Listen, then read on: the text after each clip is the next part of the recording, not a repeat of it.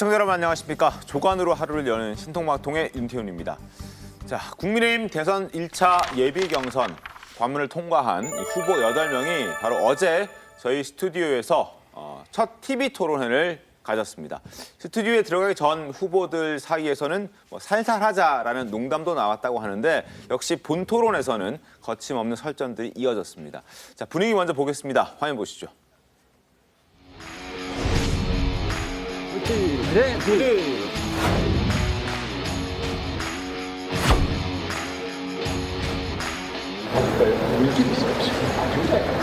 그것만 물어봐 주세요. 다른 거.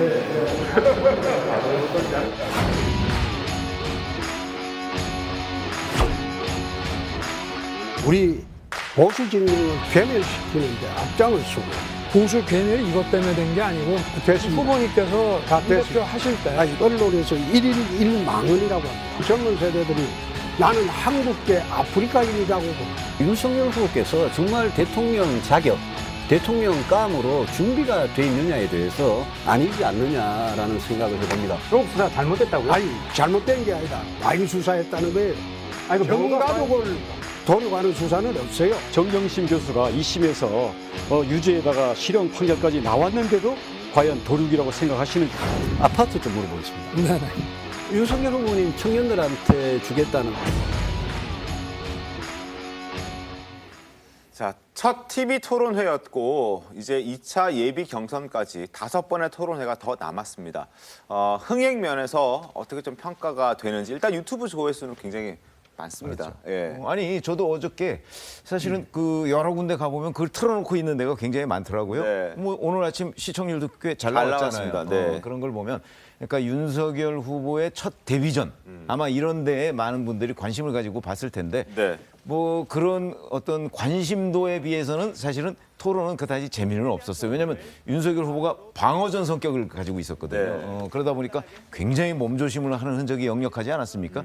이제 뭐 여기저기서 아마 이제 비판 같은 것이 나올 것을 예상을 한 것으로 보여요. 네. 그렇지만 어쨌든 관심도는 꽤 높았다. 이렇게 볼 수 있겠습니다.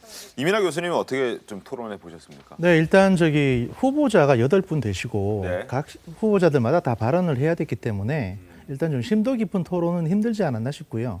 그다음에 윤석열 후보 입장에서는 아무래도 이제 좀 방어적인 측면에서 말씀하신 것처럼 대신 이제 질문을 홍준표 후보에게 하다기보다는 그냥 원희룡 후보나 안상수 후보한테 후보한테 했죠. 던졌습니다. 네. 그렇게 함으로써 홍준표 후보가 발언하는 시간을 그만큼 없애버렸거든요. 그래서 나름대로 전략적으로 선방을 했다고 생각합니다. 뭐 분위기가 그래서 그런지 몰라도 본인에게 오는 질문도 크게 많지 않아서 본인이 갖고 있는 아니 그래도 11번 질문을 받았죠. 지목을 받았잖아요. 홍준표 후보가 8번 그 지목을 받았거든요. 그러니까 뭐 사실 윤석열 전 총장한테 집중됐다 이렇게 얘기는 할 수 있습니다. 알겠습니다. 이 부분 잠시 뒤에 한번 더 깊게 얘기를 좀 해보고 그리고 어제 토론에서는 지지율에서 앞서가고 있는 양강 주자들의 맞대결에 이목이 집중된 것도 사실입니다.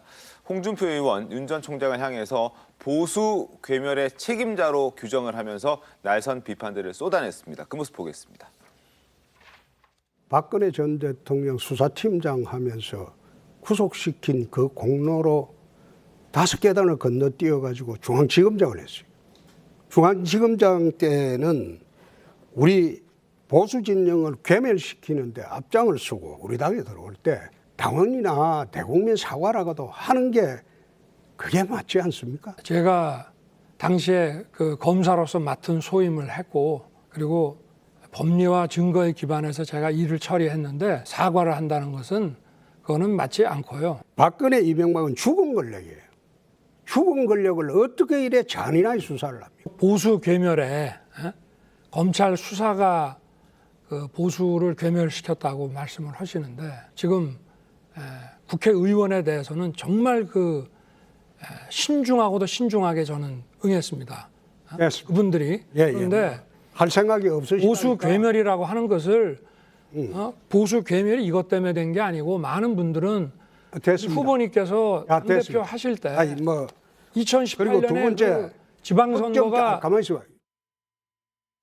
자, 지금 홍준표 의원은 검찰 수사를 과도하게 했다. 그래서 뭐 박근혜, 이명박 정권을 무너뜨렸다. 그렇기 때문에 보수가 괴멸됐다. 그래서 당신이 주범이다라고 얘기를 하고 있는 것이고 윤 전 총장에서는 지방선거 망친 게 누구냐 당신이다라고 홍준표 후보를 또 겨냥하고 있는데 어떻게 좀 보셨습니까? 상대방이 가장 취약한 약점을 공개적으로 드러냄으로 인해서 그 사람이 가지고 있는 취약점을 이제 대중들에게 그 반복적으로 주입시키려는 전략이 있었다 이렇게 평가할 수 있는데요. 특히 윤석열 전 총장 같은 경우는 초기에 이제 당에 영입했을 때도 홍 전 대표가 지속적으로 박근혜 전 대통령을 구속시킨 사람인데 네. 우리 당은 자존심도 없느냐 이런 식으로 비판을 했었거든요. 계속적으로 그것을 이제 강조할 것으로 예상이 되고 실질적으로 또 일부 보수층에서는 그 반감이 실제 있는 것도 사실이거든요. 네. 그런 것들을 강조했고 반면에 반격 카드로 윤 전 총장 입장에서는 사실 홍준표 후보 같은 경우는 대통령 선거도 이미 한번 나왔었고요. 근데 패했었죠. 그리고 지방선거에서도 뭐 적절하게 대처하지 못했다 이런 평가를 하는 사람들도 있기 때문에 능력이 부족하다. 반면에 나는 신인이긴 하지만 능력이 충분하다 이런 것들을 이제 알리고자 하는 포인트를 각각 집어서 초반인데도 계속적으로 앞으로 토론회 과정에서 저 이슈는 계속 등장할 거거든요. 그래서 그런 부분들을 각인을 시켰다라고 보입니다.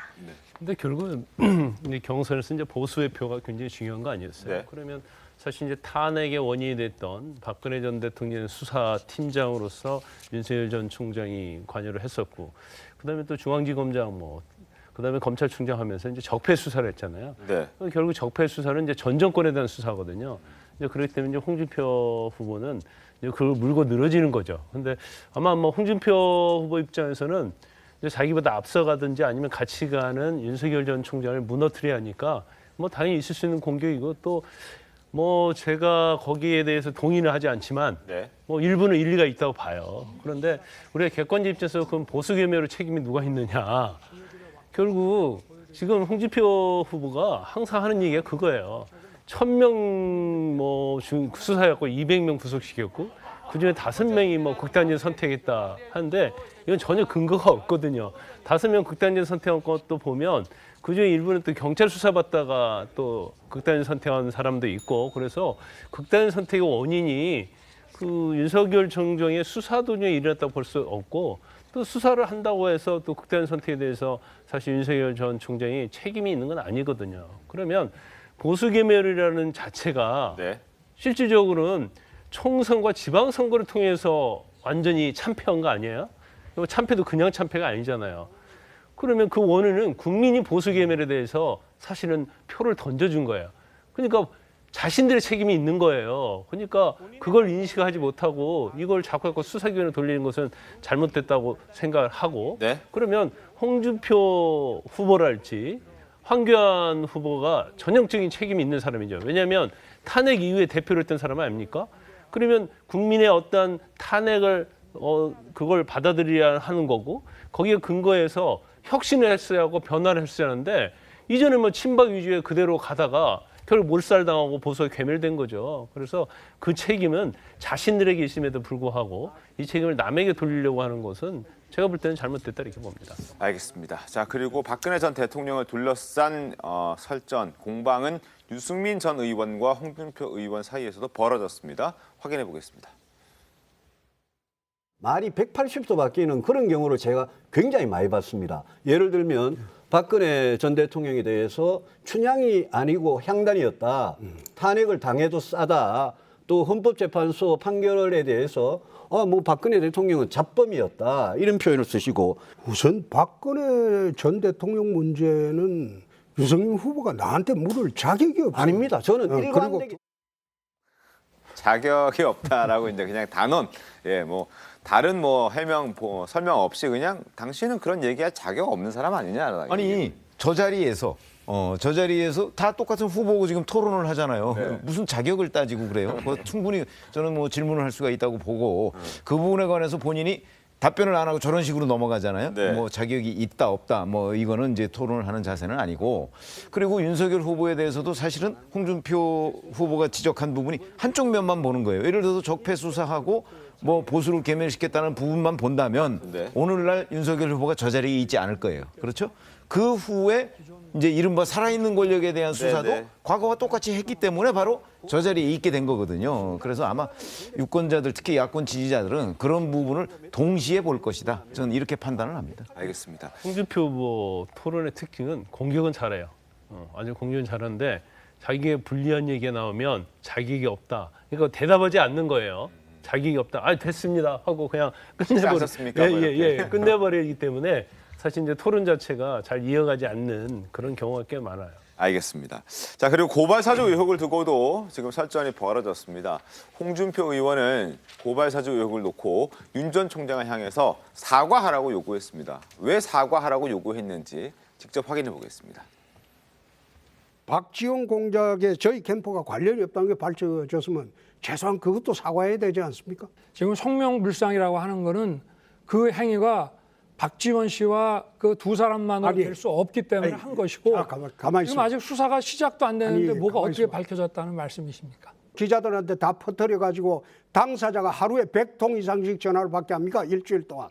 아니, 그러면 저희가 특정을 퍼뜨린 것이 했죠. 아니고 그게 퍼져 있기 때문에 성명불상자를 고발장에 기재한 거 아니겠습니까? 예. 고발장 넣으면서 그 박지원 조성은 거기에 성명불상자를 끼워 넣었는데 제가 보니까 아무런 증거도 없어요. 카드라 통신이에요. 본인 사건은 증거 없다고 보락하시고 남 사건은 증거도 없이 고발장 내고 이거 전형적인 내로남불 아닙니까? 두 사람만으로서 완결될 수 있는 행위가 아니다. 그렇기 때문에 우리가 그럴 때는 검찰에 뭐 경찰에 고소 고발을 할 때 다른 사람이 반드시 여기 끼었을 것이다. 자, 고발 사주 관련해서는 이민하 교수님 어떻게 보셨습니까? 일단 저 내용은 이제 홍준표 후보가 네. 이제 두 가지 전제를 가지고 자꾸 말씀을 하시는데요. 본인 캠프 소속 구성원이 아니라는 게 밝혀졌다. 네. 이것도 사실 밝혀진 바는 아무것도 없습니다. 아직은 물론 아니죠. 그 구성원이라는 것도 밝혀진 바는 없습니다만 그게 없고 그 다음에 이제 저 자체가 굉장히 좀 자꾸 이슈화를 만들어서 이제 윤석열 후보에게 뒤집어 씌우려는 듯한 이미지를 자꾸 보이시거든요. 거기에 대해서 이제 윤석열 후보는 본인 입장에서 잘 피해 가신 거라고 보고 또 한 가지 이제 홍준표 후보는 윤석열 후보 측의 이 캠프 구성원들이 자꾸 그런 소문을 기자들에게 흘렸다. 이런 식으로 말씀하시는데 그것도 확인된 바가 없습니다. 그래서 그런 부분들에 대해서 조금 이제 무리한 공격을 하셨고 또 약간 좀 선방을 하신 게 아닌가 이렇게 보여집니다. 알겠습니다. 자, 그리고 어제 첫 토론회였고 또 윤 전 총장의 데뷔전이었기 때문에 많은 관심이 쏠렸고 그만큼 시청률도 잘 나왔고 유튜브 실시간 조회수도 굉장히 높았습니다. 자, 그런데 윤 전 총장의 어떤 토론에 임하는 자세 그리고 대응하는 모습들에 대해서 다소 실망했다는 의견도 적지는 않습니다. 그러니까 윤 전 총장과 홍준표 의원 그리고 유승민 전 의원과의 어떤 설전을 기대했던 사람들 입장에서는 왜 윤 전 총장이 그들에게 질문 던지지 않고 다른 사람에게 질문을 던졌느냐, 너무 몸살있는 것 아니냐 하는 그런 지적도 없진 않았거든요.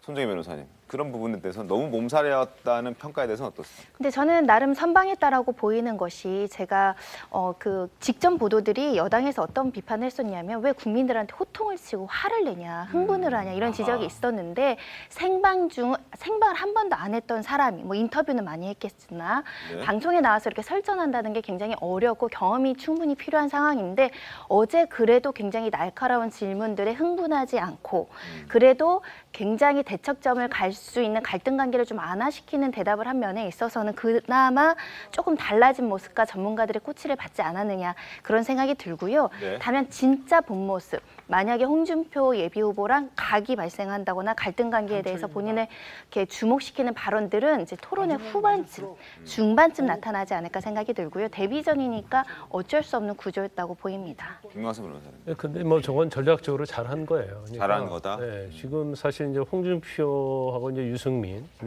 홍준표 후보는 지금 2강이잖아요. 네. 유승민은 이제 중강이단 말이에요. 중강이기 때문에 어떻게든 이제 윤석열 전 총장에 대해서 공격할 수밖에 없어요. 그래서 끌어내려야 하니까. 그러면 윤석열 전 총장 입장에서는 지금 뭐 전략적으로 보면 만약에 홍준표나 유승민 후보하고 설전을 하게 되면 사실은 이제 본인에 대한 공격이 엄청나게 세질 거고 그게 다 할애가 돼버리거든요. 그러면 예를 들어 뭐 처가의 관계랄지 이런 것들이 사실은 좋을 건 없어요. 그렇기 때문에 또 경우에 따라서는 이제 본인 자체가 이제까지 청문회에 보면 너무 솔직하게 얘기하고 언어가 좀 순화를 안 하고 하는 측면이 있기 때문에 전략적으로 좀 약체인 후보를 선택을 해서 결국은 시간 끌기 작전, 모면하기 작전 이렇게 갔다고 봐요. 이제 그렇지만 이게 계속 갈 수는 없는 거죠. 8명에서 이제 4명으로 압축이 되면 여기 굉장히 시간도 많아진단 말이에요. 그리고 공격도 더 많아지고 그러면 이런 데서 어떤 공격적인 측면, 자기의 색깔을 드러내주고 해야만이 지지를 얻을 수 있기 때문에 아마 이제 8명 선에서는 뭐 이 정도의 선으로 그냥 몸살이기로 갈 가능성이 크다 이렇게 봅니다. 어저께 양상을 보면 어느 언론은 이제 아웃복싱 이렇게 했더라고요. 그러니까 이제 홍준표 후보와 이제 유승민 후보가 인파이팅 형식으로 이제 이렇게 달라들었는데 아웃복싱으로 적어도 실점을 안 했다. 뭐 이런 표현을 하던데 저도 뭐 전체적으로 보면 그런 데 동의를 하고요. 그러나 기본적으로 이제 윤석열 전 총장을 이게 왜 TV 토론이라는 게 그렇잖아요. 흥분하면 진다 이런 얘기를 많이 하죠 전문가들이. 그렇듯이 윤석열 전 총장 후보를 흥분시킬 사람들은 사실 홍준표, 유승민 후보였어요. 그런데 흥분을 못 시켰단 말이죠. 이 공격을 통해서 그런 점으로 본다면 오히려 홍준표, 유승민 후보의 그 전략이 별로 먹혀들지 않았다. 그러니까 아마 여기 이제 앞으로도 2차 경선 때까지 5번 정도가 더 남았지 않습니까? 어제 그걸 기반으로 해서 아마 2차 경선 때는 윤석열 후보를 흥분시켜서 이게 실수를 유발하도록 하는 그런 전략으로 가지 않을까 이런 생각이 듭니다. 이민하 교수님도 비슷한 의견이십니까? 어떻습니까? 예, 의외로 하태경 그 후보가 이제 많은 뭐 양쪽 다 이제 양비론으로 공격을 했습니다. 상대적으로 홍준표 후보를 많이 공격을 했습니다. 그래서 이제 8명일 때는 사실 경선에 방해가 되는 인물로 특정하지 않았지만 꼽기도 했었죠. 예, 그렇습니다. 그리고 굉장히 그 홍준표 후보를 당황스럽게 만드셨거든요. 그러다 보니까 이제 8명일 때는 어느 정도 윤석열 후보가 보호를 받는 측면이 좀 있는데 물론 그냥 의도하고 보호하신 건 아니겠습니다만 이제 4명이 되면 아마 이제 조금 구도가 달라지지 않을까 싶습니다. 그래서 윤석열 후보가 자체적으로 이제 혼자서 이제 이겨내야 되는 상황이 될 테니까.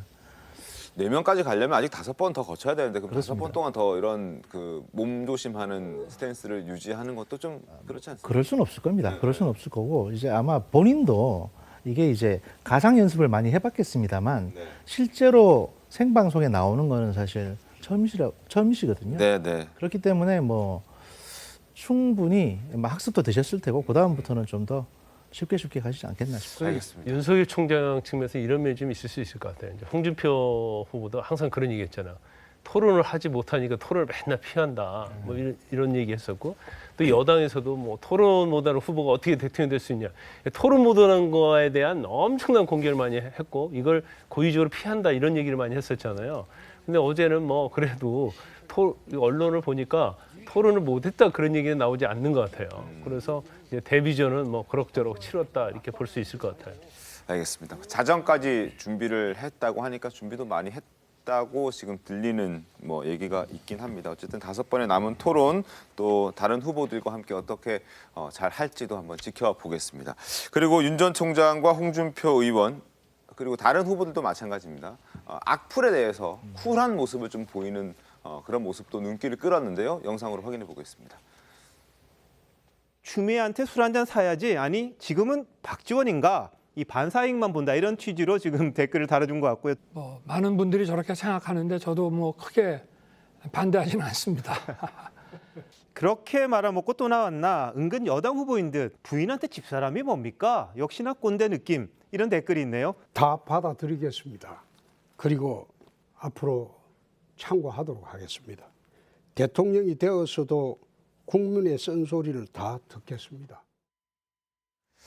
자, 추미애 반사익 아니냐, 지금은 박지원 반사익 아니냐라는 윤 전 총장의 어떤 질문에, 앵커의 질문에 바로 그냥 뭐 그런 것도 없지 않은 것 같습니다라고 얘기를 하네요. 저건 당연한 거죠. 만약에 저에 대해서 발끈해서 화를 낸다. 국민들 향해로 공개적으로 화를 내는 사실은 굉장히 속 좁은 사람으로 느껴질 수밖에 없기 때문에 비판의 목소리, 쓴소리 대범하게 받아들이는 모습을 보임으로 인해서 내가 개선해 나가겠다는 취지로 이제 읽힐 수 있기 때문에 어쩔 수 수 없는 태도를 일관되게 다 후보들이 보일 수밖에 없는데 저는 후보들의 태도가 중요한 게 아니라 이런 쓴소리를 방송에서 질문할 수 있다는 자체, 우리 시대가 좀 변했구나 그런 생각도 들어서요.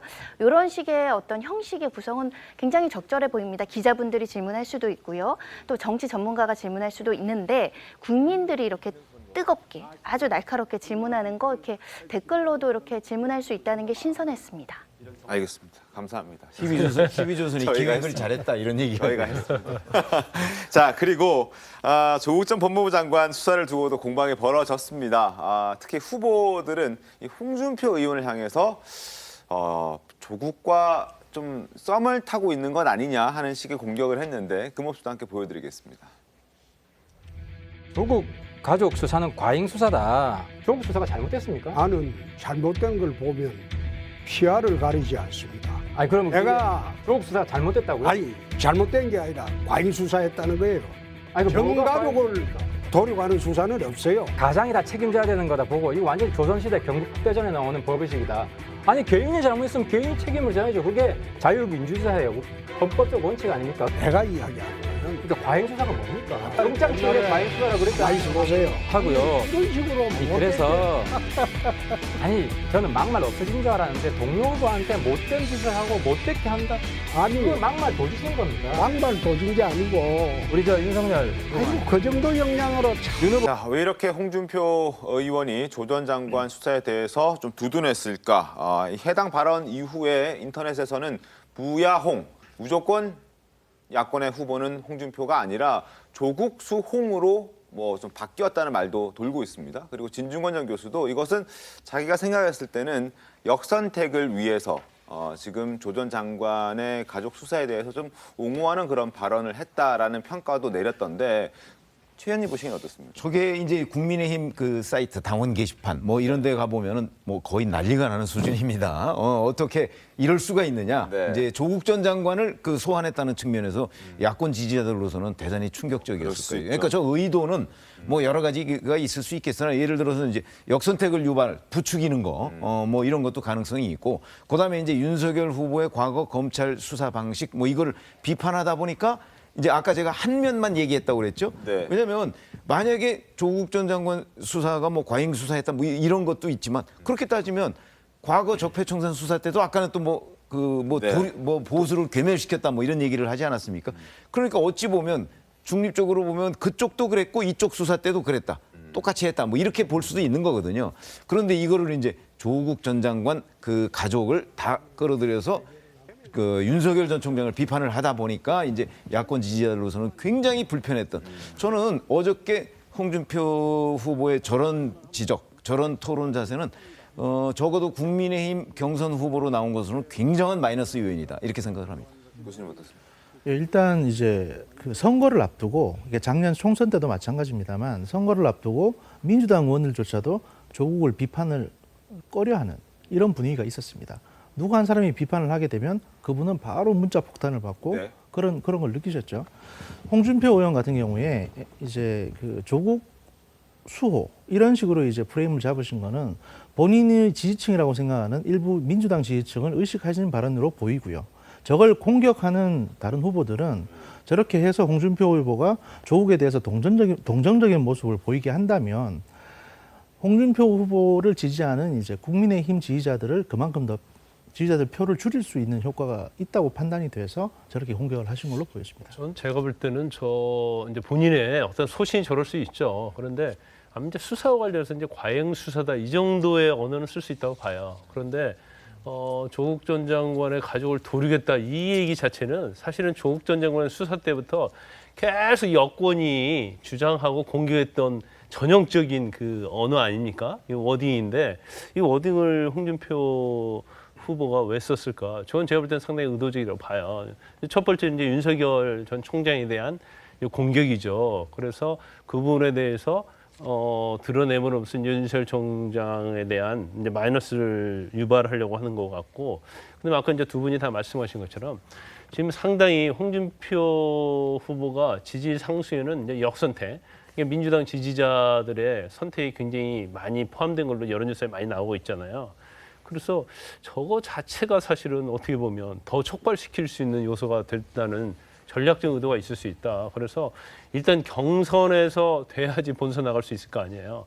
그래서 그러한 생각을 하고 저러지 않았나 싶긴 한데 네. 제가 볼 때는 저건 굉장히 자기의 전략적으로도 제가 볼 때는 위험하다고 봐요. 왜 위험하다고 보냐면 민주당에서 홍준표 후보를 지지하는 사람들은 정해져 있는 것이고 그렇지만 국민의힘에서 어떤 표가 이탈할 수 있기 때문에 향후에 있어서는 국민의힘의 여론조사의 비중이 무거워지잖아요. 더 많아지잖아요. 그러면 저건 사실은 플러스 마이너스 계산하면 마이너스 될 확률이 크다 이렇게 봅니다. 저거는 정략적인 게 조 전 장관 가족이 중심이 아니에요. 그 숨은 그 내용은 뭐냐면은 조 전 장관도 가행 수사고 박근혜 전 대통령과 이명박 대통령 사건의 수사도 가행 수사, 이게 하나로 연결되는 겁니다.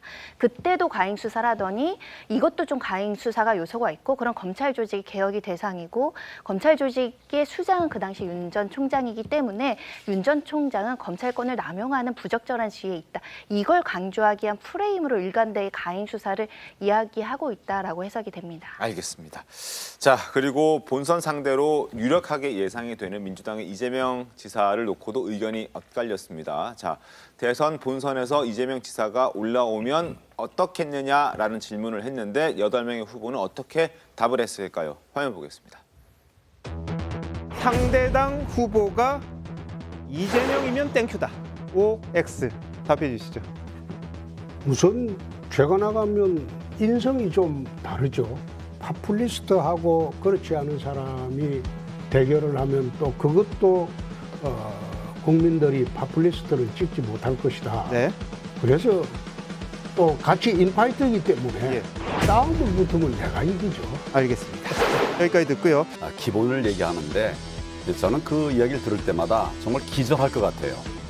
무슨 돈으로 주고 무슨 돈으로 이재명 후보가 주장하는 여러 공약들, 대통령에 집권하기 위해서 나라의 미래를 팔아먹는 행태입니다. 자, 8명 중에 6명이 지금 좋다라는 의견을 밝혔고 나머지 2사람 윤석열, 유승민 후보는 아니다. 좀 부담스럽다라는 의미가 있었는지 몰라도 X를 들었습니다. 어떤 의미일까요? 일단 이재명 지사 같은 경우는 굉장히 이제 포퓰리즘적인 경제 정책을 많이 발표를 하고 있습니다. 네. 반면 이제 유승민 후보나 윤석열 후보는 상당히 이제 현실적이고 선별적인 필요한 부분에 지원을 하겠다라는 식의 이제 경제 정책을 내세우고 있기 때문에 이게 선거 캠페인에서는 포퓰리스트적인 정책이 조금 더 많은 지지를 얻을 수가 있거든요. 그래서 그런 부분에 대해서 조금 부담스러워하는 게 아닌가라는 생각이 듭니다. 최현님 어떻게 보셨습니까?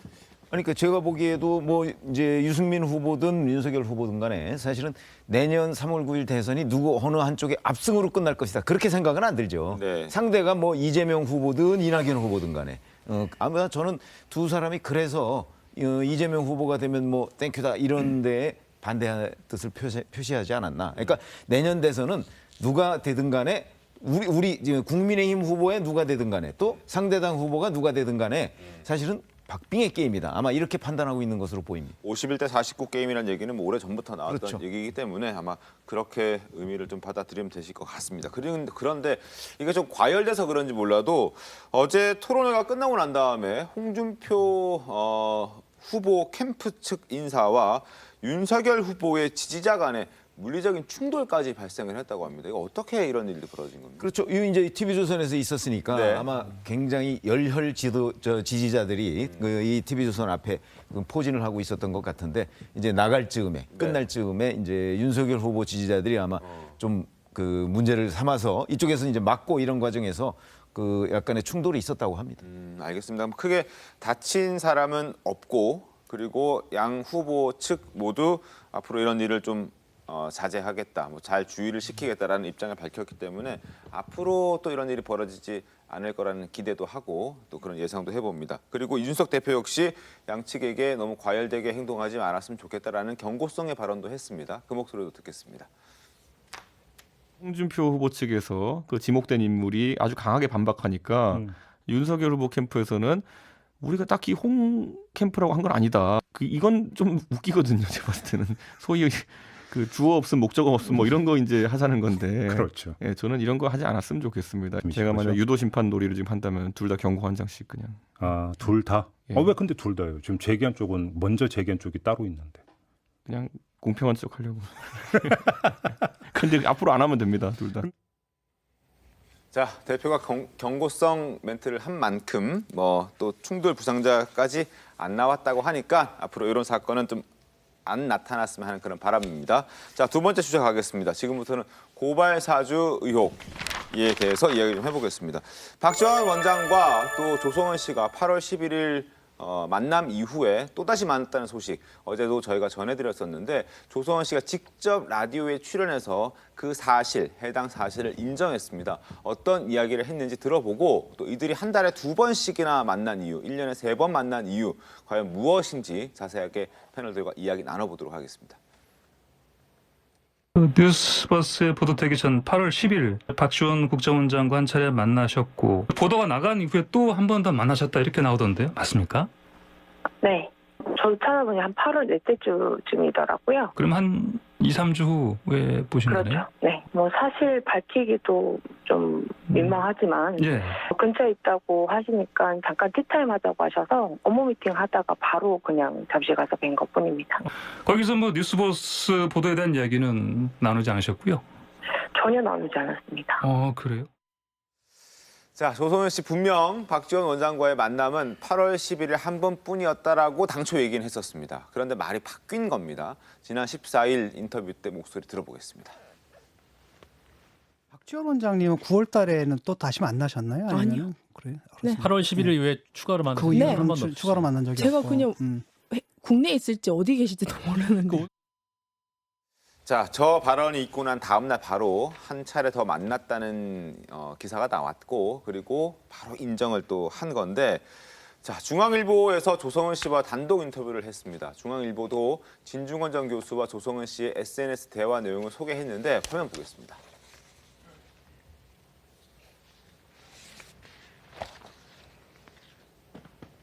자, 지금 뭐 이런 내용들이 나와 있는 겁니다.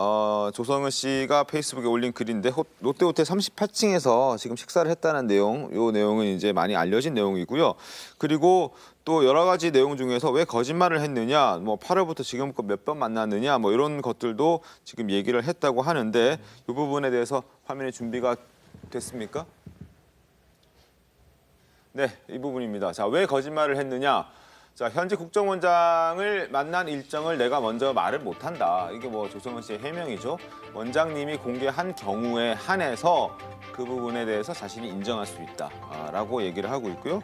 그리고 8월부터 지금껏 몇 번 만났나라는 질문에는 뭐 그게 다다. 이전에 2월에 공관 한번 갔었다. 국정원 간 적 없다. 그러니까 8월 말에 만났다는 사실을 계속해서 부인했다는 내용을 좀 제가 말씀을 드리고 있는 겁니다. 그리고 8월 말에 만난 장소와 시기를 특정해달라고 얘기했더니 8월 25일과 그리고 27일 중인데 정확히 기억은 안 난다. 잠깐 티타임 했다. 모두 롯데호텔 38층에서 만났다라고 얘기를 합니다. 8월 말까지 인정한 부분을 저희가 지금 말씀을 좀 드리고 있는데요. 8월 말쯤까지 해서 8월 달에 2차례 그리고 2월 달에 공관에서 한 번 만났다. 총 3번을 만난 것이고 8월 말에 만난 시기와 장소는 롯데호텔이고 똑같고 그리고 시기는 8월 25, 27 사이인데 정확히 기억은 나지 않는다라고 얘기를 했습니다. 그럼 왜 티타임 했는가라는 질문에는 원장님이 이제 일정이 좀 비었나 봅니다. 그래서 잠깐 짬이 나서 그래서 이제 잠깐 차 한 잔 마신 정도로 했고 고발 사주 관련해서는 단 한마디 언급도 없었다라고 얘기하는데 일단 고발 사주 관련 얘기를 좀 차치하더라도 뭐 잠깐 짬난다고 만날 수 있는 그런 사람인지는 잘 몰라서 제가 여쭤보고 아니, 그러니까 그런 사이인지는 모르죠. 네. 왜냐하면 국정원장이 얼마나 바쁩니까? 더군다나 이 시내에 나왔을 때는 일정이 꽉 차 있을 거거든요. 네. 그래서 사실은 그 호텔에 안가도 가지고 있고 이른바 안가라고 하는 방도 가지고 있을 정도인데 그때 무슨 짬이 난다고 전화를 해서 그 만나자. 더군다나 이 시점이 참 묘해요. 8월 25, 27일이라고 하면 8월 31일 날 그 조성은 씨가 페이스북에다 올린 글 있죠. 네. 뭐 아스트라제네카를 네, 맞고 네, 네. 뭐 미국의 예, 몇몇 예. 그러니까 미국으로 출국할 계획을 그때 잡고 있었던 거 아니겠어요. 이제 그런 시점이고 9월 2일 날 뉴스버스에 보도가 있으니까 그 보도 직전이란 말이죠. 8월 25일이나 27일 정도면 아마 뉴스버스는 대부분의 기사를 그때 작성해놓고 있었을 거예요. 그러니까 이게 굉장한 현안일 텐데 그 시점에 두 사람이 또 만났다? 또 8월 11일 날 만났던 것도 바로 그 전후 날짜에 맞습니다. 뭐 화면 캡처, 제보하고, 뭐 캡처 다운로드 이런 게 있어서 의심을 사는 와중에 또 그 직전에 뉴스버스 보도 직전에 또 만났다. 이렇게 얘기하면 그런데 뉴스버스 이 보도와 관련해서는 얘기를 안 했다. 지금 이런 얘기잖아요. 글쎄 이제 그거를 어디까지 믿어야 될 것인가. 본인이 또 이거 공개했던 일정도 아니잖아요, 사전에. 이제 그 거짓으로 얘기를 했던 부분인데 그렇기 때문에 이 전체적인 얘기들이 다 검증해봐야 될 대목이지 지금 조성은 씨가 뭐 이러쿵저러쿵 얘기한다고 해서 그걸 믿을 상황은 아닌 것으로 보입니다. 그러니까 조성은 씨의 또 말이 계속 바뀌다 보니까 물론 조성은 씨의 해명을 저희가 소개해드린 것처럼 국정원장이라는 위치가 굉장히 좀 중요하기 때문에 뭐 또 비공개 일정도 상당히 많고 공개돼서 안 되는 것들도 있기 때문에 먼저 공개할 수 없었다라고 해명을 하고 있긴 합니다만 어쨌든 계속 뭐 추가적인 만남이 또 드러나고 뭐 이런 상황이어서 이분에 대한 그 발언에 대한 신뢰도 이것도 조금 좀 갸우뚱하게 만드는 거 아닌가 싶습니다. 예, 그렇습니다. 그 공익 제보자임을 본인이 강조하고 계시는데요. 그럼에도 불구하고 본인의 발언이 이전에 했던 발언이 다른 증거가 나타나면 또 말을 바꾸는 게 지금 한 3번째 됩니다. 그리고 이제 보통 이런 경우라면 사실 본인의 페이스북을 닫거나 제가 알기로는 인스타그램은 닫으신 걸로 알고 있거든요. 근데 페이스북을 통해서 계속 자기 입장을 발표하고 그다음에 계속 이제 언론 활동을 하고 있습니다. 이런 모습들을 보면 계속 그러니까 별 의미 없지만 새로운 정보들을 계속 흘려서 본인으로 이게 이 논란을 더 부추기고 그다음에 진짜 이제 취재진들이 언론이 어떤 본인의 어떤 특정한 부분을 파고드는 것을 막고자 이러는 게 아닌가라는 것처럼 보이는 부분이 있습니다. 근데 제가 이렇게 조성은 씨 행동을 보면 이 사람이 공익 제보자가 맞나 그런 생각이 좀 들어요. 일단 처음에 언론 인터뷰할 때 나는 제보한 사람이 아니다 이렇게 얘기했다가 나중에 또 번복했잖아요. 그리고 국정원장 만난 횟수에 대해서도 그 말을 또 거짓말했고 그러면 그 당시에 그렇게 거짓말할 게 아니라 국정원장은 국가 기밀에 관한 그런 부분이기 때문에 내가 안 만났다 얘기하기 어렵다 이렇게 얘기하는 게 맞겠죠. 그런데도 만나지 않았다고 딱 잡아댔단 말이에요. 근데 그래도 드러났단 말이에요. 그다음에 가장 중요한 이 사건의 고발 사주의 핵심이 김 의원과의 대화방인데 또 이걸 또 없애버렸어요. 폭발을 해버렸단 말이에요. 그리고 지금 김 의원으로부터 받은 이 고발장을 당에 전달하지 않았다고 그랬어요. 근데 자기 메모지에 보니까 전달한 걸 되어 있어요. 그러면 이게 어떻게 된 거냐 물어보니까 구두로 전달했다. 근데 구두가 됐건 뭐가 됐건 전달한 건 전달한 거 아니에요? 그런 것처럼 마치 양파 같고 좀 판도라 상자 같아요. 그리고 무엇보다도 모든 언론에 인터뷰를 하는 것 같아요. 그러니까 원래 이제 정치에 많이 오래 몸담고 있었고 정치 성향이 강해서 그런지 모르는데 이 언론의 인터뷰를 굉장히 즐기는 것 같고 이제 그러다 보니까 이제 실수가 굉장히 나오고 거짓말하는 게 계속 드러나고 있다. 그리고 제가 볼 때는 여당 측이나 박지원 원장 측에서 보면 굉장히 불안해할 것 같아요.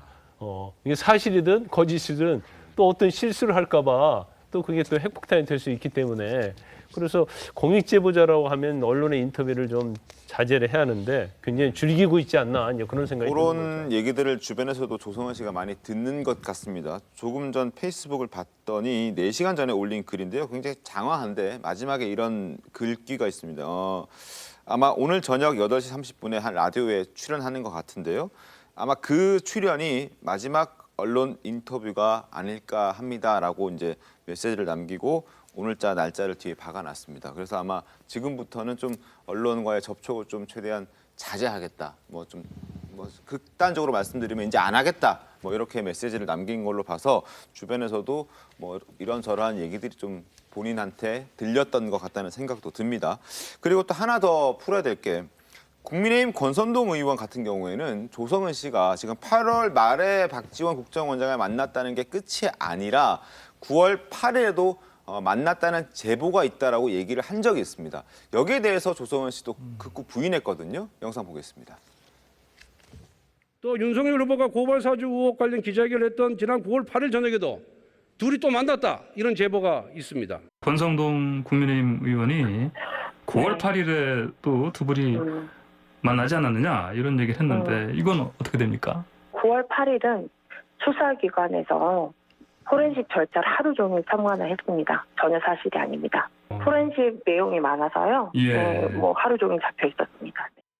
9월 8일은 검찰에서 수사기관에서 조사받느라고 지금 누군가를 만날 수 있는 그런 물리적인 시간이 안 됐다라고 일단 얘기를 하고 있습니다. 자, 어쨌든 여러 가지 말이 번복되면서 지금 이 말에도 신뢰가 좀 떨어지는 것도 사실인데 국민의힘 김재원 최고위원은 아마 이런 얘기를 했습니다. 아마 신뢰도에 대한 지적을 하기 위해서 이런 얘기 한 것 같은데 어떤 이야기인지 한번 들어보시죠.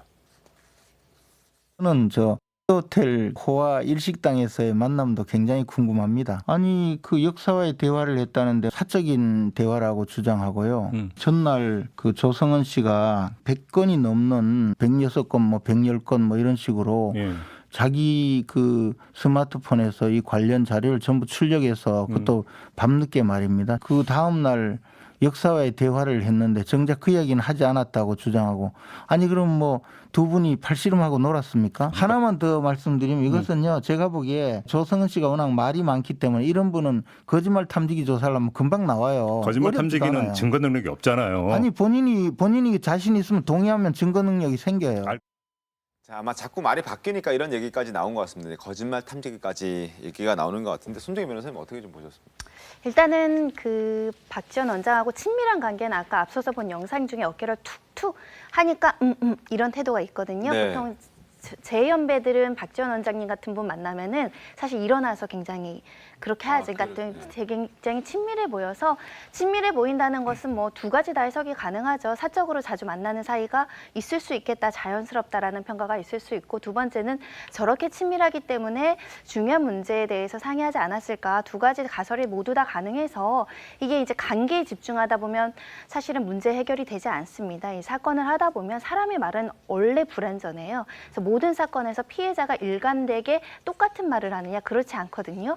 유죄가 나오는 특히 이제 성범죄 피해자 같은 경우는 어떠한 물증도 없는데 유죄가 나온 사건들 보면 워낙 기억의 왜곡과 불일치와 이제 진술이 불일치하는 사건들이 워낙에 많기 때문에 똑같은 사실을 5번 물어봤을 때 완벽하게 대답하는 피해자는 없습니다. 예를 들면 그럴 경우 이 진술의 신빙성을 어떻게 판단하느냐. 판례에서도 주된 부분, 중요 부분에 대한 일관성과 구체성이 있다라고 한다면 사소한 사실관계의 불일치가 있다고 하더라도 그 진술은 객관적으로 믿을만하다. 이게 판단이거든요. 근데 이 사건에서는 조성은 씨 진술의 신빙성은 사실 판단에 문제가 남아있기 때문에 제가 평가하기는 어렵고 다만 물적 증거나 정황 증거가 그걸 뒷받침해준다면 조성은 씨 말에 의해서 여러 가지가 좀 왜 진술이 여러 번 바뀌지 번복되지 함에도 불구하고 객관적인 사실로 평가될 가능성이 남아있는 상황이기 때문에 섣불리 조성은 씨가 어떻게 했을 것이다 거짓말을 했다 이렇게 단정하기는 현재로서 어렵다. 알겠습니다. 그리고 박지원 원장과 관련해서도 본인이 이제 사실은 잦은 실수를 하기 때문에 만회하기 위해서 계속 인터뷰를 하는 것도 보이거든요. 방어적 성격에. 그러다 보니까 내가 알고 있던 박지원 원장한테 피해를 입혔다라는 생각에 더 적극적으로 그걸 방어하고 있을 수 있는데 오늘 뭐 결심을 하셨다고 하니까 잦은 인터뷰는 본인한테 실이 될 수 있습니다. 알겠습니다. 근데 이제 제가 보기에는 저희는 이제 취재를 오랫동안 해봤잖아요. 네. 근데 이제 말이 계속 이렇게 바뀌는 것은 즉 그 뭐 사견입니다만은 대개 뭔가를 숨기려고 하고 진실이 따로 있기 때문에 자꾸 말이 바뀐다고 생각해요. 왜냐하면 진실이 명확하다면 말이 바뀔 이유가 없죠. 그거 뭐 오래전 얘기도 아니고요. 불과 몇 달 전 얘기 아니겠습니까? 그렇죠. 몇 달 전에 보통 사람 같으면 국정원장을 단 한 번도 못 만나고 만날 수도 없는 상황인데 그런 기억과 관련해서 계속해서 말이 바뀐다? 그거는 저는 뭔가를 숨기기 때문이라고 봅니다. 알겠습니다. 하지만 뭐 수사로 밝혀져야 될 내용이기도 합니다. 자, 그런데 조성은 씨가 이렇게 SNS를 또 자주 하고 또 언론의 인터뷰도 자주 등장하기 때문에 많은 사람들의 관심이 집중돼 있는 것도 사실입니다. 그래서 개인적인 사적인 영역까지 사람들의 관심이 쏠리고 있는데 조성은 씨 고급 수입 자동차 외제차를 놓고도 말들이 상당히 많습니다. 손정희 변호사님, 이게 또 관련해서 새로운 보도가 나왔더라고요. 일단 이런 보도가 굉장히 온당치 못한 측면이 있다. 핵심이 아니고 주변 사생활을 캔다라는 점을 먼저 지적을 하고요. 이제 네. 보도가 나온 내용을 설명드리면 이 마세라티 리스 차량에 대해서 이제 야권에서 무슨 돈으로 했느냐, 돈의 출처가 어디냐, 직원들 월급도 주지 않으면서 어떻게 이렇게 고가의 외제차를 탈 수 있느냐 이런 지적이 있었는데요. 후속 보도를 통해서 이 외제차 같은 경우에는 리스로 이제 회사 법인 명의 차량인데 법인에서 지원한 차량이고 이 대표이사가 스스로 인터뷰에서 이 조 씨를 영입하면서 이제 뭐 여러 가지 투자나 이런 것들을 역할을 해달라고 등기 임원으로 하고 차량을 제공했다고 밝혔는데 이제 더 드러난 사실이 대표이사인 신원이 김종구 전 국민의당 대변인. 그러니까 국민의당은 그러니까 조성은 씨하고 박지원 원장하고 또 대표이사 김 씨하고 이렇게 연결고리인 것 같습니다. 그 당시에 당 대표가 박지원 원장이었기 네. 때문인데 이제 국민의당에 같이 활동했던 사람이 대표이사이고 이 회사에서 조성은 씨를 지원했다라고 알려지고 있습니다. 자, 조성은 씨 얘기는 여기서 이제 마무리를 하겠고요. 그리고 민주당에서도 고발 사주 의혹을 놓고 좀 집안 싸움이 벌어지고 있는 상황입니다. 시작은 지난 14일 TV 토론회였습니다. 추미애 전 장관과 이낙연 전 대표와의 공방을 벌이던 모습 다시 한번 보겠습니다. 이른바 고발 사주의 시발점이 됐던 손준성 수사정보정책관입니까? 네. 왜 그런 사람을 그 자리에 임명하셨어요? 그때 장관이셨지 않습니까? 그러니까 저한테 그 자리에 그 유임을 고집하는 로비가 있었고요. 혹시 윤석열 검찰총장의 로비였습니까? 윤석열 로비에다가 네. 네, 또 당에서도 어마어마한 사람들이 있었죠. 청와대 안에도 있었고요. 이 언론들은 이게 야당하고 합세를 해가지고 추윤 갈등 프레임을 씌웠고요. 당시 후보님은 당 대표셨어요. 이를 바로 잡으려는 법무부 장관에 대해서 해임 건의를 했다라고 언론 보도가 났는데 지난번 그런 적이 없습니다. 자, 들으신 대로 상대 후보이자 또 당시 당 대표였던 이낙연 후보를 공격하려다가 그만 청와대까지 언급을 하면서 추 전 장관 입장이 꽤 난처해지게 됐는데 이를 만회하려는 듯 추 전 장관은 어제 또 이낙연 전 대표를 겨냥해서 비판하는 글을 올렸습니다. 그 내용도 소개해드리겠습니다. 윤석열이 검찰총장으로서 조직을 사유화해서 정치에 노골적으로 개입한 이 윤석열의 난에 그 하수 손준성을 과연 누가 임명했느냐? 이것은 전혀 문제가 아니다. 문제의 본질이 아니다. 손준성으로 어그로 끌어들여서 자신의 죄를 회피하라는 것이 윤석열의 잔꾀인데 민주당 대선 후보인 이낙연 후보가 동조하는 것은 대단히 어리석은 일이다라고 얘기를 합니다. 그리고 이뿐만이 아니라 광주 전남 기자간담회에서는 청와대는 관여하지 않았다는 말까지 했습니다. 직접 들어보시죠. 윤석열은 손준성의 유임을 강력히 요구했습니다. 법무부 장관인 제게도 강력한 요청을 해왔고 그게 먹히지 않자 제2, 제3의 인사를 통해 자신의 요구를 관철시키고자 했습니다. 이를 두고 이제 와서 장관에게 책임을 묻는 이낙연 후보의 논리는 도저히 납득이 되지 않습니다. 다시 한번 강력히 유감을 전하며 사과를 촉구합니다. 손준성 검사의 유임을 강력히 원했던 윤석열, 그 윤석열의 요구를 저에게 강압하듯 전달했던 인사들에 대해서는 분명히 밝힐 날이 올 것입니다. 이를 두고 청와대가 직접 일개 검사의 유임을 요청했다는 식으로 왜곡해서는 안 될 것입니다. 김광삼 변호사님, 일단 보시는 대로 청와대와는 선을 확실히 긋습니다. 무슨 말인지 잘 모르겠어요. 그런데 이제 추미애 전 장관, 네. 우리가 말할 때 추미애라고 얘기하지 않잖아요. 추미애가 뭐 했다 이렇게 얘기하지 않잖아요. 네. 장관하고 여당 대표였던 사람 아닙니까? 맞습니다. 윤석열 전 총장이라고 얘기하는 게 맞죠. 윤석열이 가, 누가, 이건 아주 부적절한 표현이에요. 이거 국민들 듣기에도 윤석열 전 총장을 좋아하든 좋아하지 않든 언어에 있어서 보면 같은 말을 해도 상당히 불편한 언어를 좀 많이 쓰는 것 같아요. 그런 부분은 제가 좀 지적하고 싶고 지금 언론에서도 그렇고요. 좀 약간 이 포인트를 좀 잡아야 할 부분이 어떤 부분이 있냐면 작년 2월에 검사 인사가 있었어요. 네. 작년 2월 검사 인사 때 윤석열 전 총장이 전에 있던 김모 검사를 유임해달라고 요청을 했어요. 수사정보정책관에. 그런데 추미애 장관이 듣지 않고 유임시키지 않았어요. 하고 그 자리에다가 손준성 정보정책관을 인사를 한 겁니다. 네. 그래서 그때 2월 인사 때는 윤 총장이 누굴 유임해 시켜달라고 한 사람이 손준성이 아니에요. 손준성 검사가. 그래서 거기다가 원주지청장으로 있었죠. 그렇죠. 원주지청을 데려다가 지금 정책관으로 앉힌 건 추미애 장관이잖아요. 그런데 지금 문제가 되어 있는 고발 사건이 4월 3일 날 전달됐다는 거 아닙니까? 네. 근데 인사는 2월 달에 인사가 있어요. 그러면 3월부터 일을 한다고 하면 4월 3일자 윤석열 전 총장하고 손준성 검사는 인연이 없거든요. 그런데 그런 검사한테 윤석열 전 총장이 야 고발조 좀 작성해서 야당에 전달해. 이건 물리적으로 어렵죠. 서로 신뢰관계가 또 안 돼 있고. 인연을 굳이 찾는다면 중앙지검장 때 형사 7부장을 했던 적은 있습니다만. 그렇죠. 이제 그 정도 인연 가지고 이 어마어마한 일을 꾸미기가 굉장히 어렵다는 거예요. 그리고 3월 3일 날 고발장을 전달하려고 하면 적어도 3월 달에 준비를 해야 돼요. 그러면 3월 달에 이제 손준성 검사가 부임해갖고 왔는데 이걸 부임한 거는 2월 달입니다. 2월 달에 그러니까 한 달 정도밖에 안 되고 지금 고발장이 20장이고 거기에 붙어 있는 게 뭐 전체로 100장 된다는 거 아니에요? 네. 이걸 준비하려면 적어도 15일 정도는 걸리겠죠. 그러면 이제 부임한 지 뭐 한 달 됐는데 손준성 검사한테 지시했을 가능성이 있겠느냐 이제 그런 의구심이 있어요. 아마 지시할 수도 있겠죠. 뭐 그 사이에 너무 친해져서. 그런데 지금 추미애 장관이 얘기하는 것은 8월 인사거든요. 네. 로비가 들었다. 근데 이건 이미 고발 사주와 관련된 것이 다 4월에 끝나고 8월 인사 때 유임을 해달라고 얘기를 했을 수 있겠죠. 그래서 고발 사주 의혹과 이거 손준성과 고발 때 윤석열 전 총장과 친했다랄지 아니면 유임을 원했다. 이거하고는 사실은 전혀 다른 사실이에요. 근데 이걸 자꾸 유임을 요구했다. 아니면 뭐 청와대 로비가 있었다. 민주당의 로비가 있었다. 이렇게 말하는 건 사실은 맞지 않는다 이거죠. 알겠습니다. 그리고 이와 관련해서 조국 전 장관도 한마디 거들었습니다.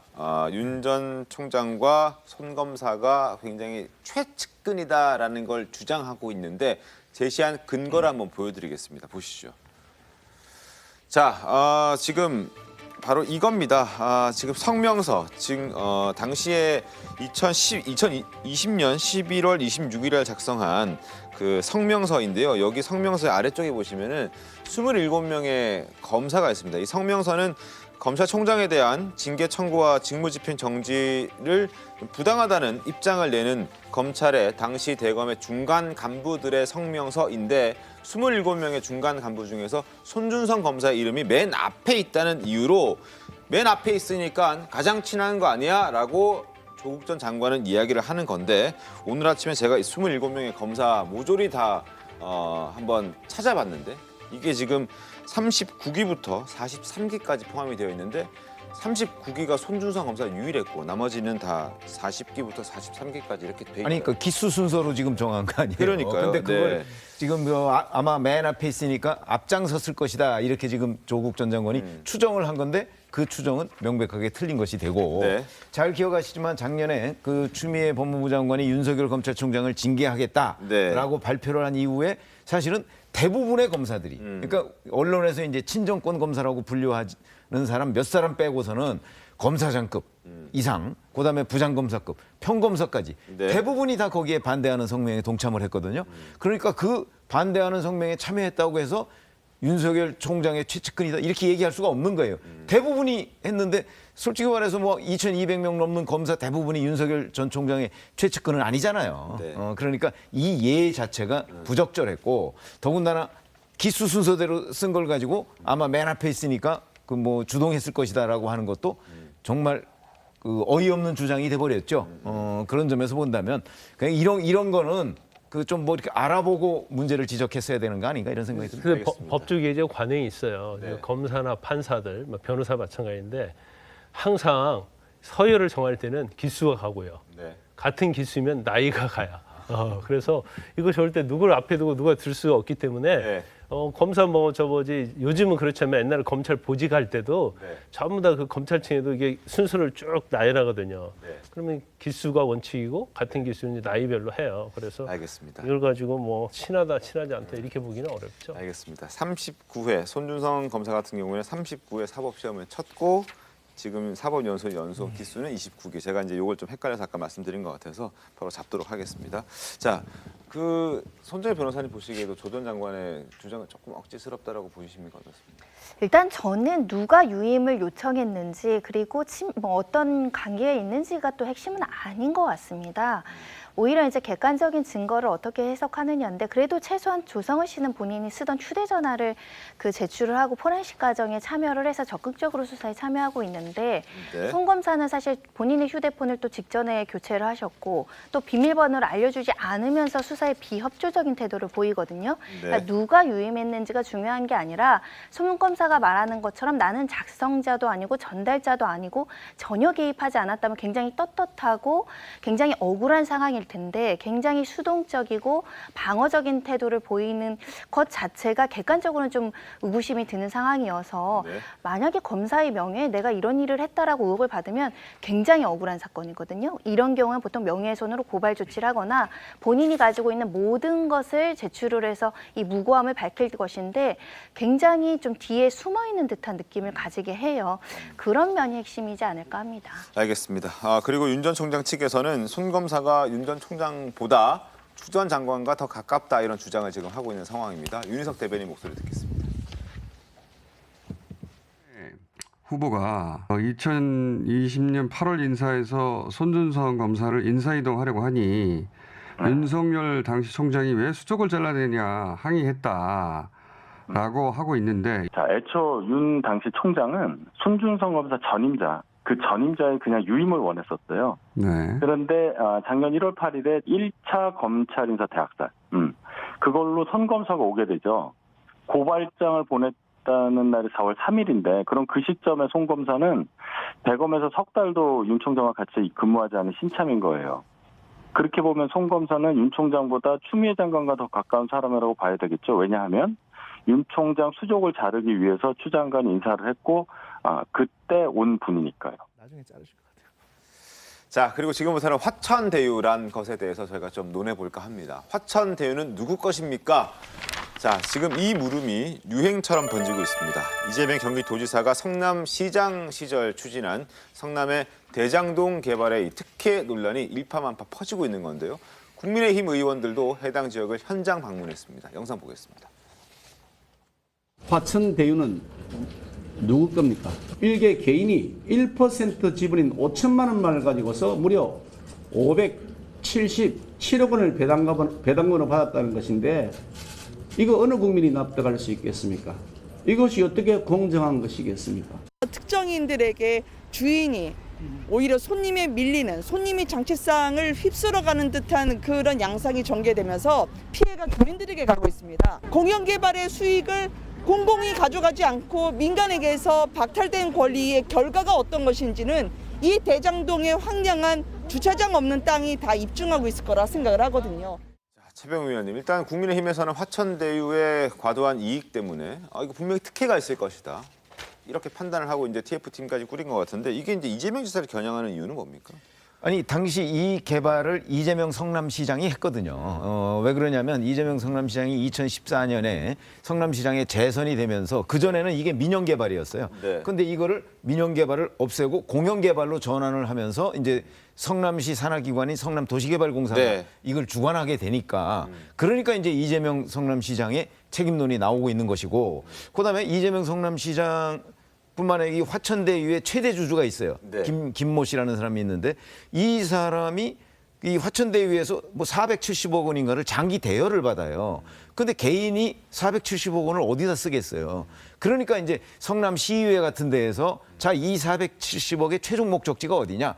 뭐 이런 얘기들이 계속 나오고 있는 거예요. 그런데 이제 이재명 지사가 현재 본격적으로 등장하진 않아요, 의혹에. 네, 네. 그런데 이제 이 사람들과 뭔가 관련돼 있는 것 아니냐. 지금 이런 것들이 핵심 내용입니다. 이제 막 시작된 의혹의 그렇죠. 그런 상황인 거군요. 그래서 이재명 예. 지사가 본격적으로 등장을 하지 않는데 당시에 이 주관하는 그 지방자치단체가 성남시였기 때문에 그리고 당시 시장은 또 이재명 시장은 이재명 현재 경기도지사고 그런 상황입니다. 알겠습니다. 자, 대장동 의혹에 대해서 지금 좀 얘기를 할 텐데 이낙연 캠프도 공세에 가담했습니다. 30 의원이 등장해서 이명박 전 대통령까지 끌고 나왔거든요. 들어보겠습니다. 또 지금 그 대장동 논란도 같은 맥락으로 좀 위험 요소가 될 수 있다 이렇게 의원님은 판단하십니까? 대장동뿐만 아니고 여러 가지가 지금 있는데 예. 하나씩 나오는 셈이라고 보고 있습니다. 그래서 결론은 도덕성이 없는 후보는 결국은 본선에서 못 이긴다. 우리가 MB 때 이명박 대통령 때 그걸 봤습니다. 능력 있는 사람이니까 도덕적으로 좀 문제가 있더라도 눈 감고 가자. 능력을 보고 가자. 이렇게 판단하고 대통령을 만들었던 것으로 아는데 결국 예. 어떻게 됐습니까? MB는 지금 감옥에 있습니다. 이걸 왜 되풀이해야 되겠습니까? 나는 이건 정말 위험한 일이라 생각합니다. 자, 이명박 전 대통령까지 등장을 시켰는데 여기에 대해서 이재명 캠프에서는 발끈했습니다. 넘지 말아야 할 선을 넘었다 비판했는데 화면 보겠습니다. 자, 이명박 전 대통령에 비유한 것은 원팀, 자, 우리 같이 살자는 그 기조를 깨는 막말이다라고 얘기를 했고요.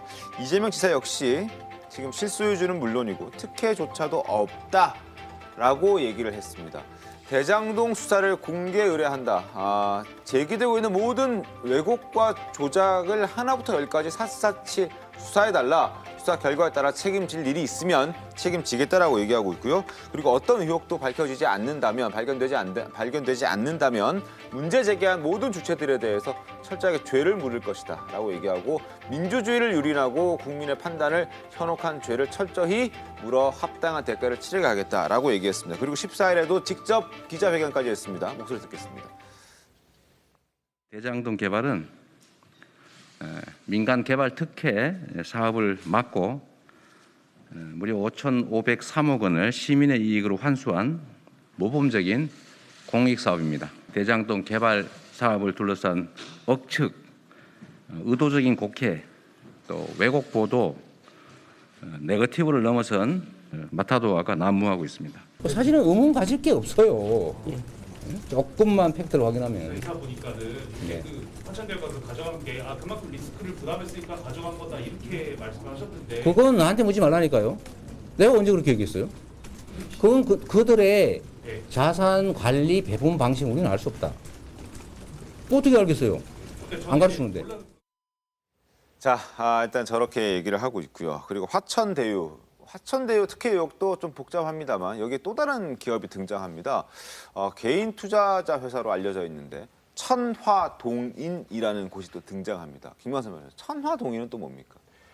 그러니까 지금 대장동 개발과 관련해서 좀 복잡하게 생각하는 경향이 있고 이게 특수목적법이라는 성남의 뜰, 그 안에서 구조가 어떻게 돼 있고 이거 설명하면 사실은 일반 사람이 알아듣기 굉장히 어려워요. 그런데 아까 이재명 지사가 뭐라고 얘기했냐면 팩트만 좀 확인하면 다 이해갖고 문제가 없다 이렇게 알 거다 이렇게 얘기했는데 네. 팩트를 확인하면 할수록 네. 의구심이 계속 눈덩이처럼 커져요. 그 이유가 뭐냐면 일단 제일 중요한 건 이제 천화동인 제가 설명하기 전에 네. 이 대장동 개발이 한 28만 평 정도 되는 부지에다가 공사되면 한 1조 5천억 됩니다. 네. 그리고 여기에 주택이라든지 연립 관련된 것이 5천 가구 이상이 들어가는데요. 네. 이게 어마어마한 거 아닙니까? 그런데 지금 이재명 지사 측에서는 아까 그런 말 한 적이 없다고 하는데 이걸 개발하려면 리스크가 있다. 그렇기 때문에 배당금을 많이 가져가는 게 맞다 이런 취지인 것 같아요. 전체적으로 보면. 근데 이 개발 자체는 리스크가 제가 볼 때는 거의 제로가 아니고 이건 노다지 사업이라고 저는 봐요. 네.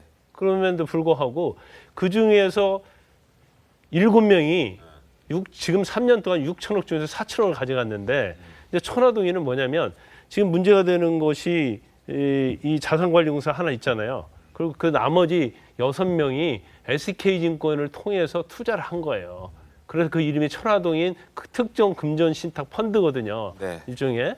그리고 그걸 통해서 했기 때문에 결과적으로 보면 7명이 4천억을 배당 받아가는 그런 결과가 됐기 때문에 이런 어떤 컨소시엄 설계를 어떻게 했고 어떻게 해서 선정이 됐는지 이제 이 부분이 중요한 겁니다. 알겠습니다. 일단 이름도 굉장히 좀 독특하고 천화동인, 화천대유 그리고 이 해당 대장동 사업과 관련해서 이재명 지사와 굉장히 좀 연관이 되어 있는 사람도 이 해당 회사의 어떤 고문이라든지 또 그 자녀들도 입사를 했다라든지 뭐 이런 의혹들이 지금 상당히 많이 있습니다. 그리고 앞서 말씀드렸듯이 이제 막 시작되는 의혹들이어서 뭐 구체적으로 저희가 말씀드리기는 조금 그렇고 앞으로 좀 더 일이 굴러갈 것 같으니까 그 부분 잘 정리해서 또 다음 주에 한번 저희가 또 얘기를 해보도록 하겠습니다. 자, 잠시 뒤에 돌아오겠습니다. 오늘 준비한 신통방통 여기까지입니다. 자, 추석 연휴 잘 보내시고요. 저희는 신통방통은 다음 주 목요일에 인사를 좀 드리겠습니다. 연휴 잘 보내시고 다음 주 목요일에 돌아오겠습니다. 더 신통하게 돌아오겠습니다. 고맙습니다.